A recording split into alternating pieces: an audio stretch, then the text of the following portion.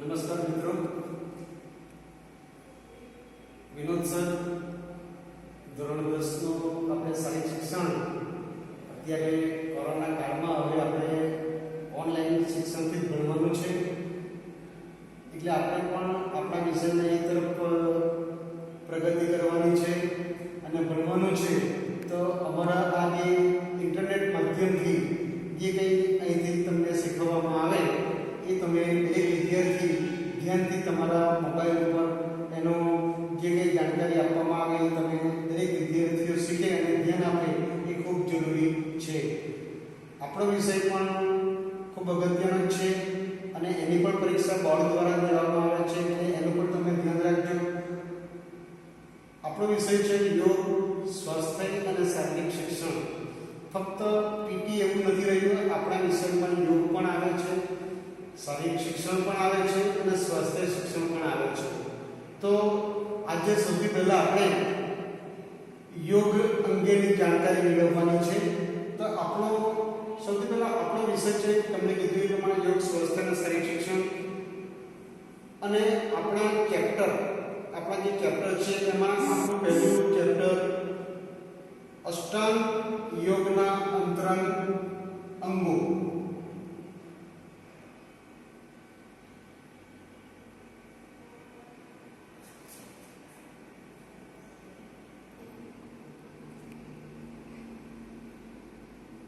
અષ્ટાંગ યોગના અંતરંગ અંગો. સૌથી પહેલા અષ્ટાંગ યોગની રચના આપણે થોડી ઝડપથી અને જે મુખ્ય સારાંશ શું છે એ સમજવાનો પ્રયત્ન કરીશું. અષ્ટાંગ યોગના અંગો અને અષ્ટાંગ યોગની રચના કોણે કરેલી છે? મહર્ષિ પતંજલિએ અષ્ટાંગ યોગની રચના કરેલી છે. એમણે યોગ દર્શન અને યોગ સૂત્ર નામના પુસ્તકમાં અષ્ટાંગ યોગની રચના કરેલી છે. વિદ્યાર્થી મિત્રો, અષ્ટાંગ યોગના અંતરંગોની આપણે વાત કરીએ છીએ. મહર્ષિ પતંજલિએ યોગ દર્શન નામના ગ્રંથમાં અષ્ટાંગ યોગની જે રચના કરી છે. અષ્ટાંગ યોગના 8 અંગો છે. અષ્ટાંગ યોગના પ્રથમ 5 અંગોને બહિરંગ અંગો કહેવામાં આવે. એના 5 અંગો છે યમ, નિયમ, આસન, પ્રાણાયામ અને પ્રત્યાહાર. આ 5 અંગો બહિરંગ યોગ કહેવાય. બહિરંગ એટલે બહારની પ્રક્રિયા સાથે સંકળાયેલા. એ જ પ્રમાણે બીજા બાકીના 3 અંગો ધારણા, ધ્યાન અને સમાધિ એ અંતઃકરણ સાથે સંકળાયેલા છે, એટલે મન સાથે જોડાયેલા છે, એટલે એને અંતરંગ યોગ કહેવામાં આવે છે. આપણે હવે ધારણા, ધ્યાન અને સમાધિનો સંબંધ અંતઃકરણ સાથે હોવાથી તેને યોગ શાસ્ત્રમાં અંતરંગ યોગ કહેવામાં આવે. અંતરંગ એટલે કે મન સાથે જોડાયેલા. બહિરંગ યોગથી એટલે કે બહારની બાબતથી ઇન્દ્રિયો, નાક, કાન, આંખ, જીભ, ચામડી, ત્વચા આ બધી ઇન્દ્રિયો શરીર, મનને સંયોજિત કરવામાં આવે છે યમ, નિયમ, આસન દ્વારા. જ્યારે અંતરંગ યોગથી ચિત્તનું આંતરિક સમાયોજન થાય છે અને બહિરંગ યોગનો અભ્યાસ સ્થૂળ શરીર એટલે કે આપણા શરીર ઉપર આપણે કાબુ મેળવવો હોય તો યમના પણ 5 પ્રકાર આવે છે, નિયમના પણ 5 પ્રકાર આવે છે. આસન કરીએ, પ્રાણાયામ કરીએ તો આપણા શરીરને જે પ્રમાણે કેળવવું હોય એ પ્રમાણે આપણે કેળવી શકીએ. હવે આપણે આ અંતરંગ યોગના 3 અંગોનો વિસ્તૃત અભ્યાસ કરીશું. આપણો જે આવે છે અંતરંગ યોગમાં પહેલું અંગ છે ધારણા.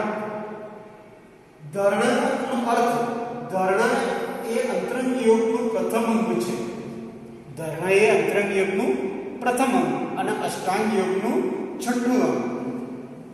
બંધુશ્ચિત્તસ્ય ધારણા અર્થાત આપણા ચિત્તને, આપણા મનને એક જગ્યાએ સીમામાં એટલે કે એક જગ્યાએ સ્થિર કરવાની ક્રિયાને ધારણા કહેવાય. દાખલા તરીકે આપણને ભણવામાં રસ હોય અને આપણે પાઠ્યપુસ્તકમાં ધ્યાનથી વાંચીએ તો આપણને યાદ રહી જાય. આપણે ફિલ્મમાં જોઈએ તો ત્યારે આપણે 3 કલાક કન્ટિન્યુ પિક્ચર જોઈએ, ફિલ્મ જોઈએ એટલે આપણને પિક્ચર યાદ રહી જાય. તેવી જ વસ્તુ એ ધારણા છે. બહિરંગ યોગના પર્યાપ્ત અભ્યાસથી શું થયેલું ચિત્ત કોઈ એક સ્થાનમાં એકાગ્ર થાય. દાખલા તરીકે આપણે ભણવામાં આપણે બરાબર જો આપણું મન પાઠ્યપુસ્તકમાં હોય, આપણી એકાગ્રતા હોય તો ચોક્કસ આપણને બધું યાદ રહે. તો એ માટે આપણે નિયમિતતા કેળવવી ખૂબ જરૂરી છે. આપણે ધ્યાન કરવું પડે, પ્રાણાયામ કરવું પડે, તો આપણે એકાગ્રતા વધારી શકીએ. એટલે ધરણાનો મૂળ અર્થ શબ્દ ધરણ એટલે એકાગ્રતા. કોઈ પણ વસ્તુમાં આપણે એકાગ્રતા સાધવી એનું નામ ધરણ. ચિત્તની એકાગ્રતા વધારવા માટે સાધના, જે સાધના છે એટલે જે આપણે જે વિષયમાં આપણે મન પરોવીએ તેને આપણે ધરણા કહી શકીએ. ધરણાની મદદથી ચિત્ત એટલે આપણું ચિત્ત બીજી જગ્યાએ ભટકે નહીં અને આપણે સ્થિર કરીએ તેને ધરણા કહેવાય છે. હવે આપણે ચિત્ત એવું છે, આપણું મન ગમે ત્યાં આપણે ભલેને આપણે ધ્યાન કરીએ કે આપણે પાઠ્યપુસ્તકમાં ધ્યાન રાખીએ, પરંતુ આપણું મન બીજે ભટકતું હોય. એટલે આવી પરિસ્થિતિમાં જો આપણે આપણા મન ઉપર આપણો કાબુ ન હોય, આપણી ઇન્દ્રિયો પર આપણો કાબુ ન હોય, દાખલા તરીકે કંઈક વાહન જતું હોય તો આપણો અવાજ એ તરફ જાય, કાન એ તરફ જાય, કે જેના કારણે આપણે જે શીખવાનું મૂળ વસ્તુ એ આપણે શીખી શકતા નથી. એટલે આપણો કાન પણ આપણા જે કંઈ શીખવા માંગીએ એ તરફ જ હોય તો તેને આપણે ધારણા કરી શકીએ છીએ. વિદ્યાર્થી મિત્રો, આપણા વિષયમાં આપણે ડિસ્ક્રિપ્ટિવ એટલે કે નિબંધ ટાઈપનો પ્રશ્ન આવશે નહીં. આપણે ફક્ત ઓબ્જેક્ટિવ ટાઈપનું જ આપણું પેપર હશે. એટલે હું જે કંઈ તમને કહેવા માંગુ એ તમારા જરા ધ્યાન રાખવાનું. સૌથી પહેલાં તમારા અષ્ટાંગ યોગના જે 8 અંગો એ કંઠસ્થ કરી લેવાના મોડેલ: યમ, નિયમ, આસન, પ્રાણાયામ, પ્રત્યાહાર, ધારણા, ધ્યાન અને સમાધિ. તો આપણે જે વાત કરીએ છીએ એ ધારણાની. હવે મૂળ વસ્તુ પર આપણે આવીએ. ધારણા એટલે એકાગ્રતા, બરાબર. હવે એકાગ્રતા આપણે જે કેળવવી હોય તો આપણે મનને કાબૂમાં રાખવું પડે. જીવનમાં એકાગ્રતાનું ખૂબ જ મહત્વ છે, બરાબર. તમે જેટલી એકાગ્રતા રાખશો કોઈ પણ વિષયમાં તો તેટલું આપણને વધારે જાણવા મળશે, આપણને શીખવા મળશે. એ માટે આપણા મનને પણ આપણે કાબૂમાં રાખવો પડશે. મન ગમે ત્યાં ભટકે નહીં. આપણી ઇન્દ્રિયોને પણ આપણે કાબૂમાં રાખવો પડશે. ધરણા એ આંતરિક મનથી અને બાહ્ય આપણે બે રીતે કરી શકાય, બરાબર. સૌ પ્રથમ સાધક એટલે કે આપણે જે સાધના કરતો હોય તેણે બાહ્ય ધરણ કરવાનો પ્રયત્ન કરવો જોઈએ. બાહ્ય ધરણ આપણે ખુલ્લી રીતે પણ કરી શકીએ. દાખલા તરીકે આપણે ત્રાટક દ્વારા, ત્રાટક એટલે કે આપણે ઘરમાં મીણબત્તી હોય અથવા દીવો સળગાવીએ હોય તો તેના તરફ આપણી દ્રષ્ટિને એક નજરે આપણે જોયા કરીએ તો ત્યારે થોડા સમય પછી આપણી આંખમાં પાણી વળશે અને એના કારણે આંખમાં પાણી વળે એટલે તરત આપણે આપણી આંખો બંધ કરી દેવી જોઈએ અને ફરીથી થોડી વાર રહીને આંખો ખોલીને આપણે ત્રાટક કરવાનો પ્રયત્ન કરીએ તો એ ધીમે ધીમે આપણામાં એના કારણે એકાગ્રતા વધશે. આપણું ધ્યાન કોઈ પણ વસ્તુ ઉપર લાગશે. એટલે એ કરવા માટેનો આપણે પ્રયત્ન કરવો જોઈએ. તમે પણ દીવો ન સળગાવ્યો હોય તો આપણે ફક્ત આપણા હાથનો અંગૂઠો, જમણા હાથનો અંગૂઠો નાકની સામે, બરાબર, આપણે નજરની સામે સ્થિર રાખીએ અને નાકના અગ્રભાગ ઉપર તરફ આપણે નજર રાખીએ. આંખમાં પાણી વળે ત્યાં સુધી અને ત્રાટક કહેવાય. અને એ પ્રમાણે પણ આપણે ધર્મને આગળ વધારવી હોય, ધ્યાનને આગળ વધારવું હોય તો આપણે એ પ્રમાણે આગળ લઈ જઈ શકીએ. સફળતા મેળવવા માટે 3 વસ્તુ અનિવાર્ય છે. આપણે પણ 10મા ધોરણમાં સારા ટકા મેળવવા હોય તો આપણામાં પહેલું તો ધૈર્ય હોવું જોઈએ, ધૈર્ય.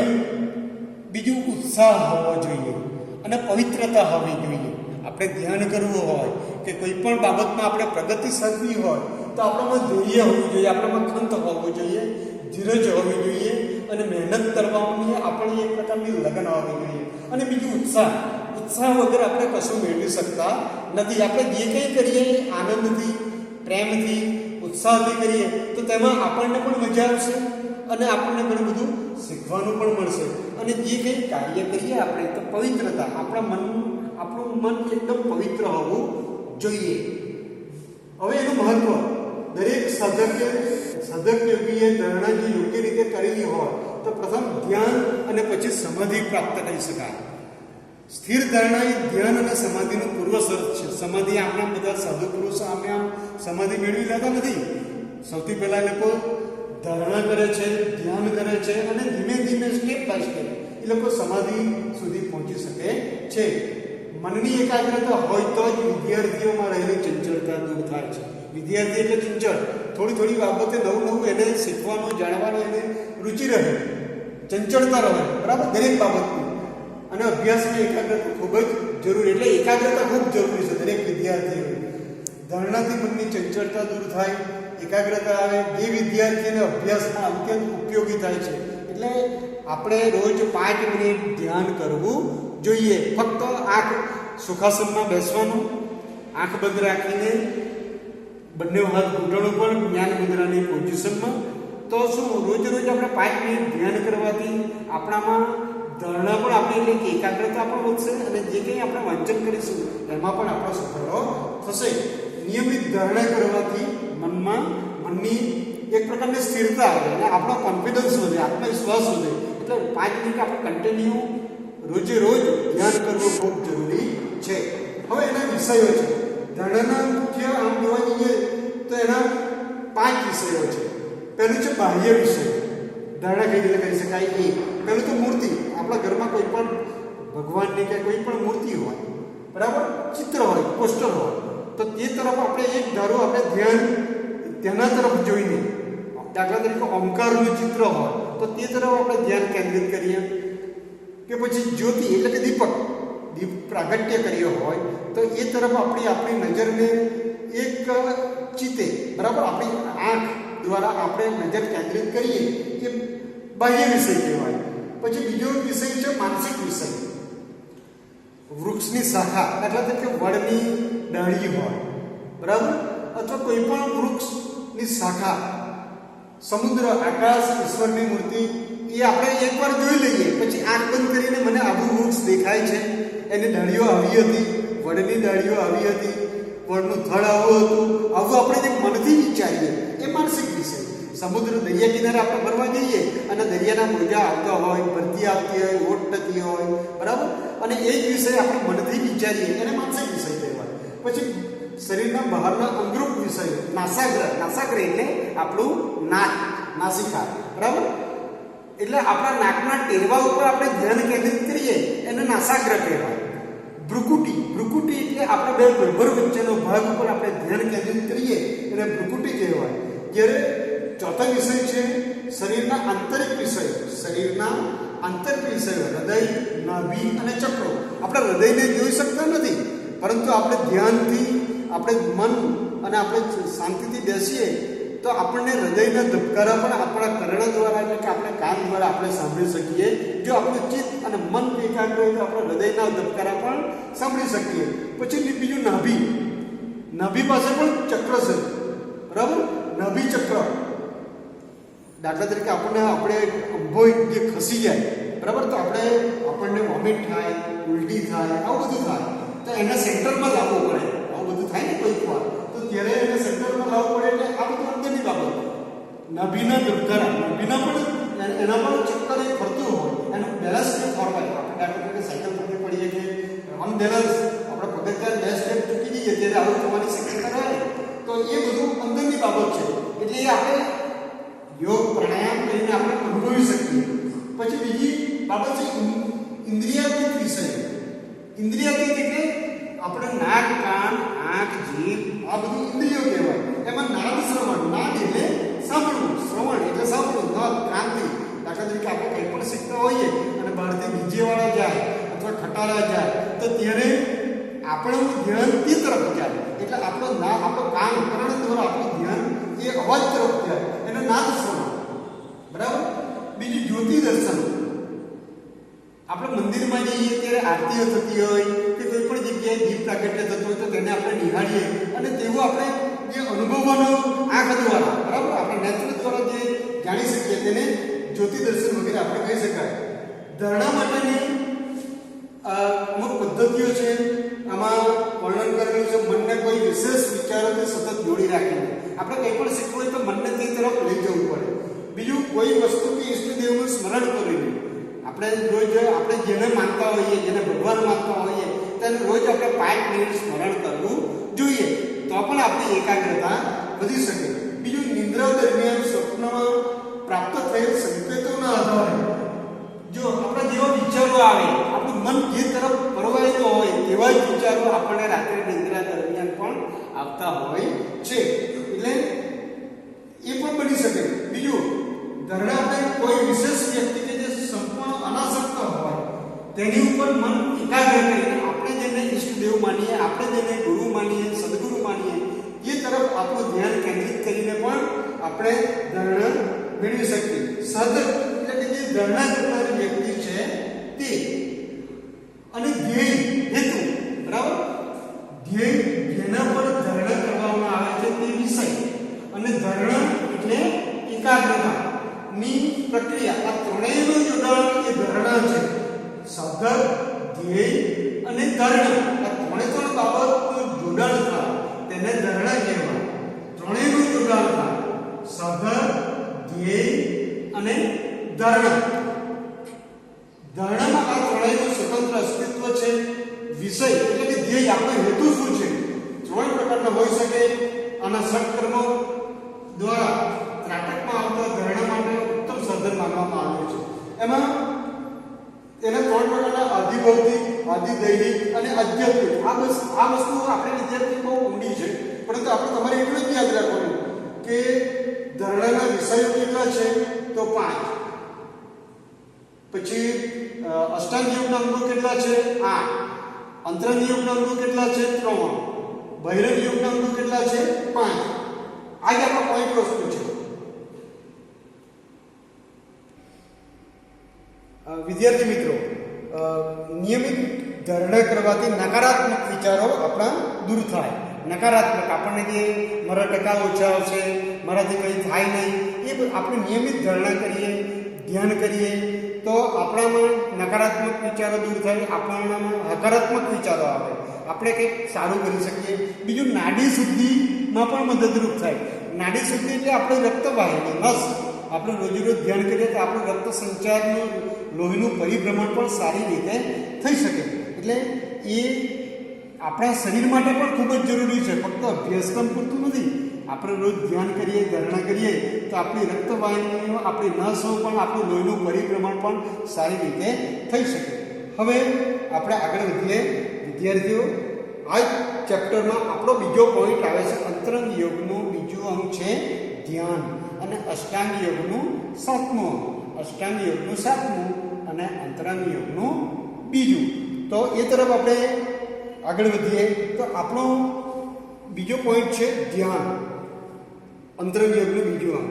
મહર્ષિ પતંજલિએ ધ્યાનને 7મું અંગ જણાવ્યું છે, જેને અંતરંગ યોગમાં સમાવેશ કરવામાં આવ્યો છે. પરંતુ બહિરંગ અંગોના સતત અભ્યાસ પછી, બહિરંગ યોગના સતત અભ્યાસ એટલે કે યમ, નિયમ, આસન, પ્રાણાયામ અને પ્રત્યાહાર, એનો અભ્યાસ કરીએ તો એમાં આપણે આગળ વધી શકીએ. અંતરંગ યોગ કરવાની વધારે સરળતા રહે. ધારણા અને ધ્યાનનો વિષય એક જ છે, એટલે કે બંનેમાં ધ્યાન જ કરવાનું છે. ચિત્ત અર્થાત મનની એકાગ્રતા વધે, ધારણામાં ચિત્તની એકાગ્રતા પણ વધે છે.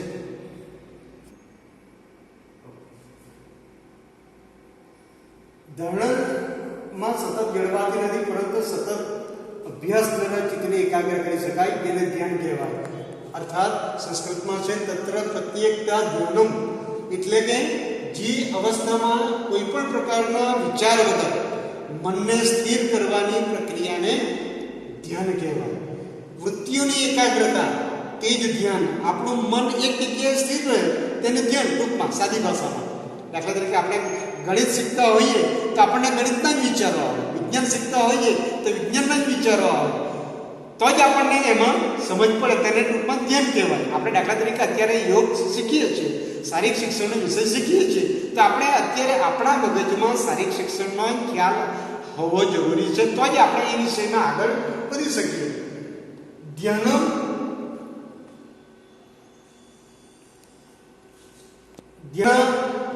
બે પ્રકાર છે, સગુણ ધ્યાન અને બીજો નિર્ગુણ ધ્યાન. હવે સગુણ ધ્યાન કોને કહેવાય અને નિર્ગુણ કોને કહેવાય એનો પણ આપણે સમજીશું.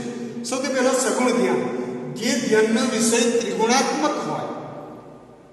અર્થાત જે ધ્યાનનો વિષય ત્રિગુણાત્મક એટલે કે દેવો તરફ, પ્રભુ તરફ, ભગવાન અર્થાત શ્રી વિષ્ણુ, અગ્નિ, સૂર્ય, પ્રતિમા ઇત્યાદિનું ધ્યાન ધરવું તેને સગુણ ધ્યાન કહેવાય. બરાબર, દેવોનું ધ્યાન કરવું તેને આપણે સગુણ ધ્યાન કહીએ. તો આપણે જે રોજ દાખલા તરીકે આપણે મંદિર, આપણા ઘરમાં મંદિર હોય અને આપણે જે ધ્યાન કરીએ, પ્રભુનું સ્મરણ કરીએ, એ એ સગુણ ધ્યાન કહેવાય ટૂંકમાં. એમાં પહેલું છે પાદસ્થ ધ્યાન. પાદ એટલે પગ, પાદસ્થ ધ્યાન, પાદ એટલે પગ, ચરણ, પાદ ચરણ ધ્યાન. ઈશ્વરના ચરણોનું એટલે કે આપણે દાખલા તરીકે કોઈ પણ આપણે આપણા સાહેબ હોય, આપણા ગુરુ હોય તો આપણે એમના પગના ચરણ સ્પર્શ કરીએ, બરાબર, એને પાદ ચરણ કહેવાય. આપણે વડીલોને પગે પડીએ, આપણા મા બાપને આપણે પગે પડીએ, એમના પગનો ચરણોમાં આપણે હાથ, આપણે શિર ઝુકાવીને નમીએ, તેને પાદ ચરણ કહેવાય. ઈશ્વરના ચરણોનું કે સદગુરુના ચરણોનું ધ્યાન ધરવું તેને પાદસ્થ ધ્યાન કહેવાય છે. કોઈ પણ દાખલા તરીકે આપણા ઘરમાં ફોટો હોય શંકર ભગવાનનો અને આપણે એના જે પલાઠી વાળીને બેઠા હોય એના પગ તરફ આપણે ધ્યાન રાખીને જે ધ્યાન ધરીએ એને પાદસ્થ ધ્યાન, અથવા એકવાર મૂર્તિ જોયા પછી આંખ બંધ રાખીને એવું દેખાય એવો અનુભવ કરીએ એને પાદસ્થ ધ્યાન કહેવાય. ત્યાર પછી રૂપસ્થ ધ્યાન. રૂપ એટલે નિહાળવું, જોવું. આપણે કોઈ પણ વસ્તુને જોઈએ છીએ અને પછી કલ્પના કરીએ છીએ. જેવી રીતે આપણે જોઈએ તો ખુલ્લી આંખે સૂર્યને આપણે જોઈએ, ચંદ્ર, દેવી દેવતાઓ કે શ્રી સદગુરુનું ધ્યાન ધરી બંધ અને હૃદયથી તેમના સ્વરૂપને જોવું તેને રૂપસ્થ ધ્યાન કહેવાય. દાખલા તરીકે આપણે સૂર્યને જોઈ લીધો, ચંદ્રને જોઈ લીધો, કોઈ પણ મંદિરમાં જઈએ અને પછી આપણે મંદિરમાં જઈને મૂર્તિને જોઈ લઈએ અને પછી ઘરે આવીને આપણે એવો અનુભવ કરીએ કે મંદિરમાં આ રીતની મૂર્તિ હતી, આ રીતના ભગવાનના ફોટા હતા, તેનું આપણે મનથી જો ધ્યાન કરીએ તો તેને જે વસ્તુ આપણે નિહાળીએ પછી એનું રૂપ કેવું હતું તેવું કલ્પીએ તેને રૂપસ્થ ધ્યાન કહેવામાં આવે છે. આગળ વધીએ. ત્રીજો પ્રકાર છે સગુણ ધ્યાનનો નખાગ્ર ધ્યાન. નખાગ એટલે નખ. કુંભક એટલે શ્વાસને રોકી રાખવો તે. નખાગ્ર ધ્યાન કઈ રીતે કરી શકાય તે? ડાબા હાથની અને જમણા હાથની આંગળીઓ પરસ્પર ભેગી કરી બંને હાથના અંગૂઠા ઉપર તરફ, હમણાં આપણી આંખ દ્વારા આપણે બંને હાથના અંગૂઠા તરફ આપણે ધ્યાનને દ્રષ્ટિ રાખીને જોઈએ તેને નખાગ્ર ધ્યાન કહેવાય. બતાવેલું છે.